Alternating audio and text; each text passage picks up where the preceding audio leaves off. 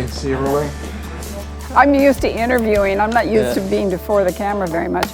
And my eye line is to you, I was having very, very intense dreams. When you step onto a film set and there are crazy monsters there, well, hey, that's a pretty exciting day. All right, my friends, making perfection. Mark? There is nothing glamorous about making a movie, and there is particularly nothing glamorous about making a monster movie. So when my agent called me up and said, giant worms underground, I was like, oh my God, my career is in the toilet. Someday I knew I'd make a feature film starring a worm. It was more strange than we realized. Nobody got it. Why is the dad from Family Ties holding a gun? My first reaction was astonishment. I'm one of America's nicest fathers. What's going on? Kind of at a terrified sort of like point, you know, in my personal life and in my career-wise. Every day for the first month of production, everything was riding on something. All I had to do was get through the first 2 weeks okay. The amount of money they paid you is not enough to make you not want to kill yourself. It was one of the best experiences of my filmmaking career. There's nothing like Tremors.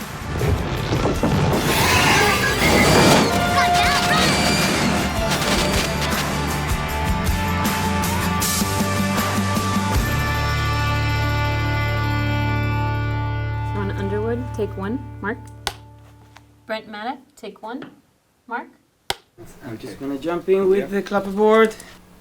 I met Ron Underwood and Brent Maddock at University of Southern California, where Brent and I were graduate students and Ron was undergrad. Drove out to LA to go to USC, walked into the courtyard, and there's this guy sitting there with this big old briefcase. And I went over and introduced myself, and it was Steve. It was like I just drove to LA, walked in and met my writing partner. If I'd known that, it's like, all right, I don't need to go to film school, we'll just start working. I had been sent a script. The person who sent it to me said, it's 2 film students. I would really appreciate it if you would take a look at it. That script was Short Circuit. We suddenly rocketed onto the studio radar. Together, they were so well-spoken and articulate that I was amazed. When they came in to see me, I asked them if they had anything else because I never took a client that didn't have a second script. Steve went back to his drawer. I think most writers have a kind of bottom drawer where they've got these ideas that they've just shoved in over the years. One of them was land sharks. And I read it, and I said, this one, let's do this one. And that was the idea for Tremors. The biggest issue with Tremors, which went through 7 drafts, was finding that tone of comedy and horror. Is it a drama? Is it a tragedy? Is it a comedy? Well, do we want it to be scary? Funny scary is a very, very difficult thing. There's a lot of cool movies that live within that, in that world. It took 6 months to get the draft. And I kept waiting for the script, and one day I said, I don't care where you are in the script, I'm going to send the script police to your houses, and whatever you have, they are going to pick up. Brent and Steve really nailed the characters, and they just came alive off the page. It is so delicately crafted because of the tension release moments. I think it's just a really, really well-written script and a really well-constructed world. Are you gonna give up all this personal freedom? I don't know.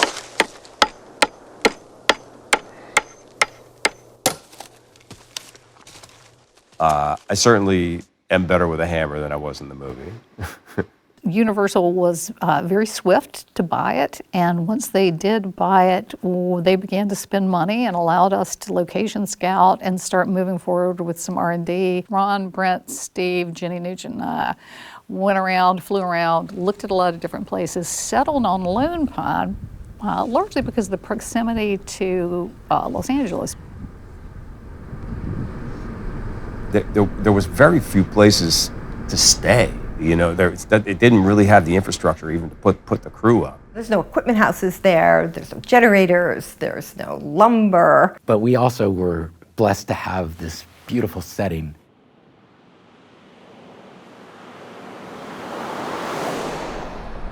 This location up in Lone Pine is about 3 hours from Los Angeles. But it is very popular. It's always been popular as a filming location. The movies that we had done prior to that, like Aliens, tended to be indoors in the dark. So for us to be out in the desert was a blast. You can scare people in the bright sun. That's a challenge. That just seems really, really cool. It had a tingly, magical essence, that town. Ron said, hey, we got to do the whole movie here. Everybody said, this is the place to do it. All I had to do was pull off the script. This way! Up on that rock! This area in particular in the Alabamas, this bowl of all of these stones, was one of the main reasons that Ron wanted to film here.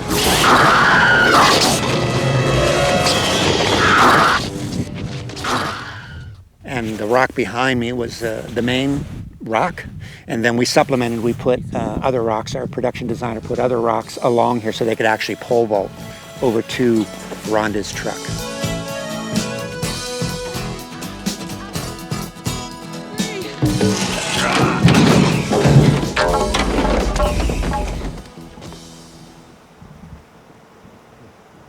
All the way around is just spectacular.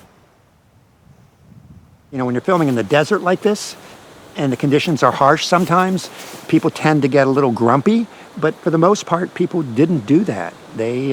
Everyone seemed to love what they were doing. It's always better to be out in nature when you're filming. You know, when you're working someplace that's beautiful, it makes it much easier. This could have been part of Melvin's shed. It was right, you know, near Chang's. It was really a low-budget film, which added to the drama in trying to get it made. You know, we worked 6-day weeks, long hours, building the town. Chang's would have been in here, this general area. Again, everything's all grown over in 30 years. Looks a lot different. I mean, everything is gone, but you know, the site is still here. You can kind of still feel all of that energy from the movie, you know, and I remember all that excitement in this town. Everything in the town was very well thought out, very authentic. When you look deeper into what Ivo did, he was bringing a character to life. Our budget was really, really low, so I ended up having to buy the buildings that, you know, you see them on the highway up 395, these derelict shacks and so on. So I would buy them for $25, dismantle them and move them in there. You know, you're playing in a big toy box, you know, as an art director. If it isn't fun, you're not doing it right. He approached his design work of the town in the same way we approached the design of the creatures, which was, you've got to believe these things. This is a great design that you've worked out all on your own. It's really good. It's nice work. The script does say that they have a really weird mouth that opens like a flower. Well, I mean, I think obviously they were long and cylindrical and had to move through the dirt, so we kind of knew that. So we liked the ambiguity, and the script never answered the question as to what their origins were. So that gave us a lot of freedom. Whenever we're designing a creature, even if it's some kind of a fantastic monster, we really like to go to research books of real animals, looking at forms and details like skin texture, coloring, even the way an animal moves, and so it has some sort of basis in reality. Tom and I would bring these books to the meetings and spread these nature books out, and everybody would page through them. We were kind of smitten by the heads of snapping turtles, so we thought that would be cool if they ram up and they're just sort of this like a giant muscle, you know, that comes up and then this head extrudes out from inside this flesh. And what they come back with is this stunning stuff that gives you what you want, that looks like it's a real thing.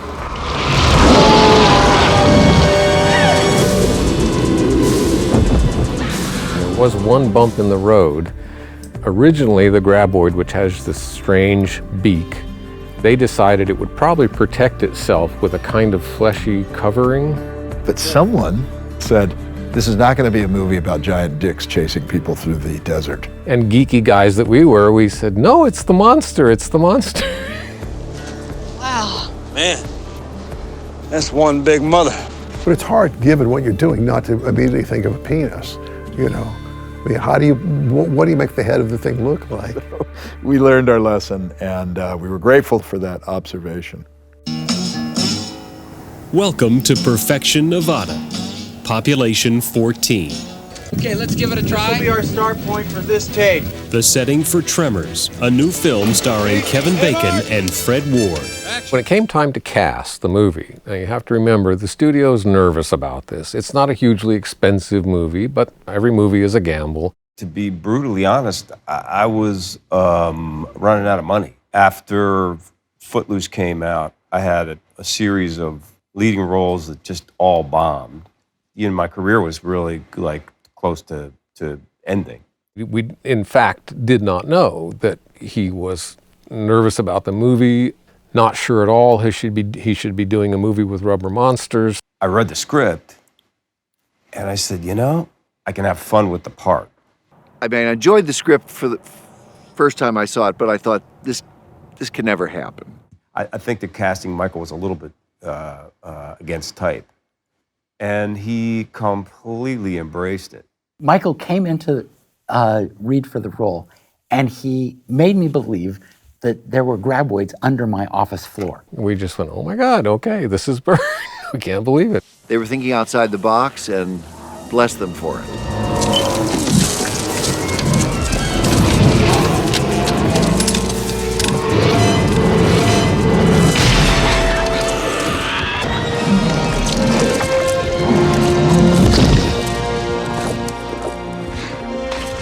Broke into the wrong goddamn rec room, didn't you, you bastard?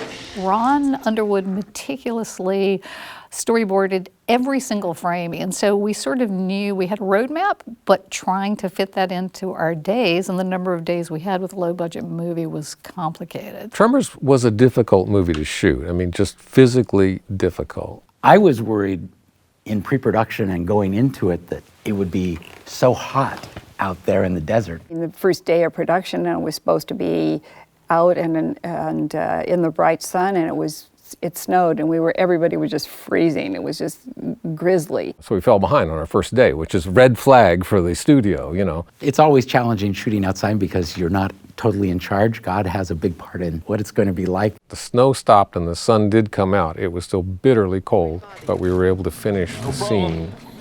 Nice meeting you. Hope you get it all sorted out.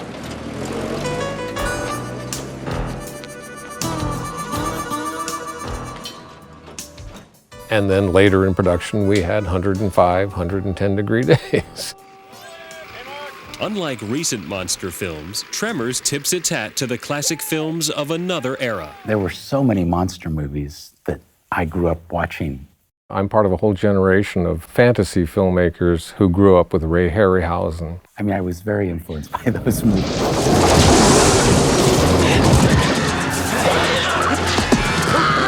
There is no CG in the movie. There is, I believe, 1 or 2 opticals in the movie. I think CGI is way overused because it's such an easy way to solve problems and such a crutch that you can use. It's like an antibiotic. You've got to use it carefully. Otherwise, it's going to have no effect. Tremors came along just before things like Jurassic Park, which really revolutionized the use of effects and CG. Just an interesting film that just feels to me like it was at the end of an era and at the start of a different one. One of my favorite gags was you see the wave of the monster through the desert, and they basically built a trench, covered it with dirt, and then dragged the ball, just down the trench with the dirt, so you just saw that thing. You would never do that now. We knew at some point there had to be a big payoff where in broad daylight you see these creatures and they've got to be scary. When you start thinking, well, these are going to be out in the desert with the grit of the sand, we got to dig deep holes and put these, heavy mechanisms. Let's just make it a big body puppet. Imagine what Tom Woodruff went through. It's hard to describe. The first few times we did these burst up moments, we buried Tom alive for up to an hour. There were times when I would look at how the guys were delivering the effects, which was a lot of times basically puppetry. And I'd go, whoa, I don't know if this is going to work. We built a rig that Tom could hold the head up, and it had a support on it so it took the weight off. There's something like really infectious and cool about what they did. It just feels more personal, you know? We had no idea how difficult it was going to be to get these things in and out of the ground and to get them to work with dirt all over them and dirt getting into their mechanisms. You know, those creatures had kind of, you know, mind of their own, so to speak. In retrospect, it's probably the hardest movie I ever photographed. You deal with it. That's Tremors was difficult, but it was exhilarating. But what sticks in your head, of course, are the days where things were terrifying and falling apart. It was a lot of trial and error on camera. With monsters and machinery that was susceptible to the dirt and forever breaking down. So few hours and so little light. We had one gentleman who had a heart attack, and he lived. He was fine. Never know what the problem's going to be. I think I started grinding my teeth back then. And it was hot, and it was dusty. Chang's at one point actually got hit by a dust devil, and it actually moved it about 25 feet off of its spot. There was plenty of pumice and sand that we ate. choking dust and goggles and respirators. There are snakes that live out there, and we hired a snake wrangler. There was this huge rattlesnake coiled right underneath the craft service table. And without a moment's hesitation, he just put all of thoughts of himself aside and grabbed this snake, picked it up, and walked out to the hills with it. It definitely brought us together. I remember having a really fun time. We had one telephone on the set, and it was there primarily because Kevin Bacon's wife was pregnant. And it was hours to get to any kind of a hospital. That was a little terrifying to me. You know, as a pregnant woman, I would not have wanted to be stuck in Lone Pine in that heat. She did not go into labor while we were in Lone Pine. So when we finished the exterior work, we moved to Valencia. So we were out in Valencia at the studio. And she was due any day. I remember very well the scene we were shooting. Kevin and Fred were on top of the Pepsi cooler in Walter Chang's store. I believe it was his last day on the show, and he's working on set, and Kira called me, and she's like, how many setups do you have left? And I was like, with Kevin, 3, like, how are you feeling? What's going on? Brunner came running in from the production office and said, Kira's going into labor. Ron called cut, Kevin ran out the door. You probably know this story from Kevin, but I do remember that his wife, Kira, before she'd married Kevin, had always wanted to name her firstborn child Macon after somebody in the family, and he said, we cannot name a baby Macon Bacon. Come back! Roger that, Bert, and congratulations. The camaraderie of that film was partly because we were like a family making that film together. Every crew person supported the movie above and beyond, contributed ideas to solving problems. Yeah, everybody was fantastic.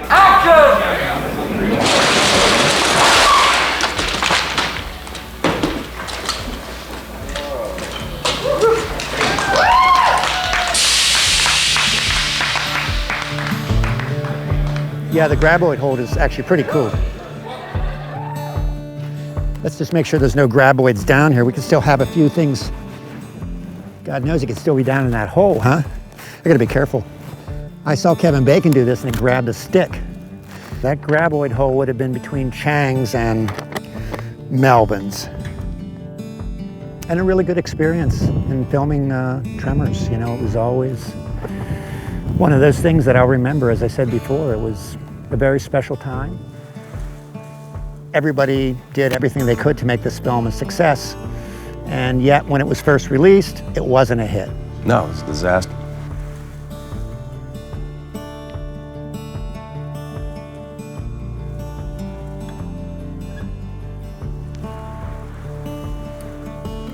Tremors was abominable at the box office. To say it died at the box office is probably almost an understatement. The head of Universal did call me and said, well, we just blew it. I remember that day. It was not a good day. Here we go, I'm in another bomb. And that's exactly what it was. It was a disappointment, but we still were proud of the film. I think we're a little surprised that it didn't do better. We felt we'd made what we wanted to make, right? That they, you know. They didn't know quite how to market it. They had not seen anything like it. It's a lot easier from a marketing standpoint to tell people this is a scary movie or this is a funny movie. That failure of the marketing campaign, it wasn't the death knell of the movie because video was coming out. It may be the fastest growing business in America, the sale of video cassette tapes that people buy or more often rent to play at home on their video cassette recorders. The tapes are sold in stores like this one, and with Christmas less than 3 weeks away, business couldn't be better. At the time, the video rental business was really exploding. It's kind of hard to imagine because now we're in a streaming world. We used to go down to the store, right, and buy large VHS tapes. Coming on video cassette, they say there's nothing new under the sun, but under the ground. Now this valley is just one long smorgasbord. Kevin Bacon, Tremors, coming July 12th from MCA Universal Home Video.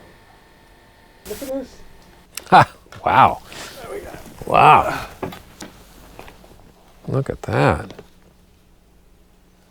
The monster movie that breaks new ground. Which edition is this anyway? Tremors just started being rented and re-rented and re-rented and re-rented. And it was a hit in home video. The new movie is Tremors, and it's giving audiences today a high-tech version of the old formula. Kevin Bacon is the hero in this movie, which is completely unlike anything you've ever done. Welcome. You know, I don't know how I got this reputation for being a serious actor, but, you know. It played to a really broad audience, like a family, multiple ages, multiple tastes. This is really where Tremors found its audience and it's a new lease of life. And I think it's the reason that Tremors became a cult hit. I was totally elated. Most people don't realize that it wasn't a successful movie. Bloodthirsty, that creature. Action-packed. It's a wild film. And Time magazine raves, Tremors is bound to become a classic. Yeah! Tremors, rated PG-13. Was there something else that you needed out of that? Alec Gillis, take 2. Tremors, take 2. That'll clean your ears out. I'm really pleased that people like it. It seemed to have this life of its own where it just kept rolling forward and like the tentacles of the creatures reaching out and finding people. Constantly talk to people who say, oh, that's a film from my childhood. I love that film. Tremors? No, Tremors not. Tremors is a classic. What it had going for it carried it even past a bad box office performance. And there's not a lot of movies that have really done that, I don't think. In that regard, it's one of the most successful movies I've ever been involved with. There's something about it that speaks to the heartland of America. The cohesiveness of a small community that bands together to deal with something greater and more dangerous than itself. They all knew like the good and the bad of each other in this small world. Ordinary people dealing with extraordinary circumstances. It does make social commentaries on the single mom, on friendships between men. You know, the essence of that bromance is definitely a big part of what people really like in the movie, I think. Fighting the cliche of damsel in distress. Very early on, in the first sort of 10 minutes, I think you had Rhonda, and she is obviously a key person. She knows what's going on. Steve Wilson is a great advocate of strong female characters. Hey guys, what's going on? Brent and I have always written strong woman characters because we like them. We knew we didn't want a defenseless female and have her be, you know, kick-ass, tough as the guys. You okay? There are no bad people in this film. They're all great people. That's why we're sitting here 30 years later, and I'm so pleased that people are still enjoying it and talking about it. Watched it with my dad and my family, but then like after a little bit, it just became mine and my dad's thing. No, I did not make this. I do not have enough skill to make such a graboid. The most loyalist fans are people in the horror community. When they love you, they love you. They're so into it and really positive. I've loved all of my communications from Tremors fans. It's a great story, great characters. I think Val and Earl are like the best buddy pairing. It doesn't get old anytime you watch it. I do watch it all the time. Been approached by so many people who said, Dad and I always used to watch that movie every year and it meant so much to us. Say, hey, you're amazing in Jurassic. But you know what I also love you in? Tremors. Did you make that yourself? We did, yes. What would Bert Gummer do? There we go. Perfect. She loves so much for being here today. You are going to have a great time today. It's nice just being in touch with them, and they are wonderfully rabid. I gotta say, when I grew up, I didn't have a lot of friends, you know, that's why Bert became my hero. And I thought, that's who I want to be when I grow up.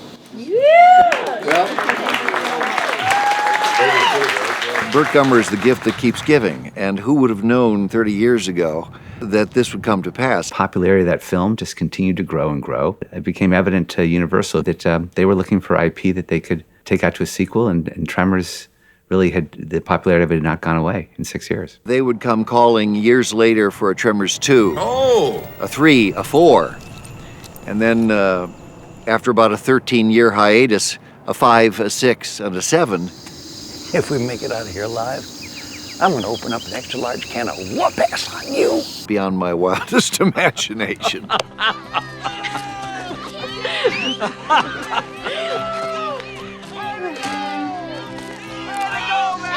What Tremors means to me is and was the ability to make a truly unique film with a terrific bunch of people. And that's a rare thing. I didn't know it at the time, but it is a rare thing in this business to have that kind of experience. One last walk down the road. The truth is those, giant worms were not my only concern. I was trying to figure out when to pop the question. He proposed to me on top of the very same rock that Finn, Carter, and Kevin and Fred are pole vaulting off of. Here's a Polaroid of Alexander and Ellen, the couple that got engaged on the show. Got married and have 2 children as a result, so it's a happy memory. Starting to tear up. It's an absolutely beautiful movie. It's just really, really well shot and really well directed. It put Ron Underwood on the map. It was my first movie, and I will never, ever forget a moment of that. Okay. Thank you. Thank you so much. It was a sense of fun and of play. It was filmmaking heaven. Thank you very much. You are very welcome. I hope I spoke well for everyone. I was very, very reluctant to be in the movie and very disappointed with the outcome of the way that it performed. But over time, it's something that I love.